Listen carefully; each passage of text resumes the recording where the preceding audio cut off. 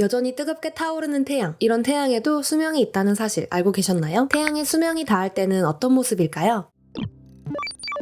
태양과 같은 항성은 그 질량에 따라 수명이 정해집니다. 그 이유는 항성이 핵융합 반응을 통해 계속해서 빛을 내는 존재이기 때문이죠. 따라서 핵융합 반응을 할 수 있는 연료가 소진되면 항성의 수명은 끝나게 됩니다. 태양의 질량으로 계산해 봤을 때 태양은 약 110억 년 정도까지 핵융합을 계속할 수 있습니다. 태양의 수명은 앞으로 70억 년 정도 남은 셈이죠. 70억 년 후 태양은 어떻게 될까요? 현재 태양의 중심에서는 수소와 수소가 만나 헬륨을 만드는 수소 핵융합 반응이 일어나고 있습니다. 이 과정에서 만들어지는 에너지가 바로 태양의 빛과 열이죠. 또한 이 과정에서 태양 내부에서 바깥쪽으로 작용하는 핵력이 발생합니다. 반대로 태양 외부에서 중심으로 중력도 함께 작용하죠. 태양은 현재 핵력과 중력이 균형을 이뤄 그 크기를 유지하고 있습니다. 그런데 시간이 흘러 태양이 수소를 다 사용하면 더 이상 수소 핵융합 반응이 일어나지 않게 되면 어떨까요? 안쪽에서 바깥쪽으로 작용하는 핵력이 사라지고 태양의 중심은 외부 중력에 밀려 점점 수축하게 됩니다. 이때 원래는 핵융합 반응이 일어나지 않던 중심 주변부에서도 수소 핵융합 반응이 일어나게 됩니다. 수축으로 인해 밀도와 온도가 높아졌기 때문이죠. 이후 주변 부분의 수소가 계속해서 핵융합 반응을 일으키며 그 에너지가 태양의 중력을 이길 정도가 되어 태양의 외피층을 크게 팽창시키며 밀어내게 됩니다. 태양이 점점 적색거성으로 변해가는 단계죠. 태양의 크기가 점점 커져 현재 지름의 100배에 이르게 됩니다. 커진 만큼 중력의 힘을 받지 못해 태양은 질량의 30%를 잃게 됩니다. 점점 몸집이 커지는 태양은 수성과 금성을 불태우며 집어삼킵니다. 이후 태양은 지구의 궤도까지 침범하게 되는데요. 그럼 지구는 어떻게 될까요? 태양이 커졌을 때 지구가 어떻게 되는지는 두 가지 가설이 있습니다. 첫째, 지구도 수성과 금성처럼 커진 태양에 잡아먹힌다는 것. 둘째, 태양이 적색 거성으로 변하며 질량이 줄어들어 중력도 줄었기 때문에 지구가 태양에서 더 멀어진다는 것이죠. 그렇다면 지구는 무사할까요? 아쉽게도 태양의 크기가 커지면서부터 이미 지구로 전해지는 빛과 열의 양이 많아져 생명체는 멸종하고 바다와 대기는 우주로 날아가 버리고 암석까지 녹일 것으로 예상됩니다. 이후 남아있던 수소를 모두 사용한 적색 거성은 계속해서 중심부로 수축하게 되죠. 이때 태양의 중심 온도는 1억 도에 달하게 됩니다. 드디어 태양 속 헬륨이 핵융합 반응을 일으킬 수 있는 온도에 도달했습니다. 헬륨 핵융합 반응이 일어나면 엄청난 에너지가 쏟아져 나옵니다. 이 현상을 헬륨 성광이라고 부릅니다. 헬륨과 헬륨이 핵융합을 하면 탄소가 만들어집니다. 태양은 탄소를 쌓으면서 지속적으로 수축합니다. 헬륨을 다 소진하면 더 이상 핵융합 반응은 일어나지 않습니다. 태양의 질량으로는 탄소를 핵융합시킬 수 있는 환경을 만들 수 없기 때문이죠. 이제 사용할 연료가 없어 핵융합을 하지 못하는 태양은 더 이상 중력을 밀어낼 수 있는 핵력을 얻지 못하고 중력에 의해 쪼그라들게 됩니다. 태양이 적색 거성을 거쳐 백색 외성이 되는 시점이죠. 이때 태양은 감싸고 있던 물질들을 우주로 흩어버리게 되는데요. 이를 행성상 성운이라고 부릅니다. 이 행성상 성운은 온 우주에 넓게 퍼져 성간 물질과 섞여 성운이 되고 또다시 새로운 별을 탄생시킬 수 있는 재료가 됩니다. 남은 백색 외성은 더 이상 에너지를 만들어내지 못하고 서서히 빛을 잃고 식어가게 됩니다. 별의 마지막 모습이죠.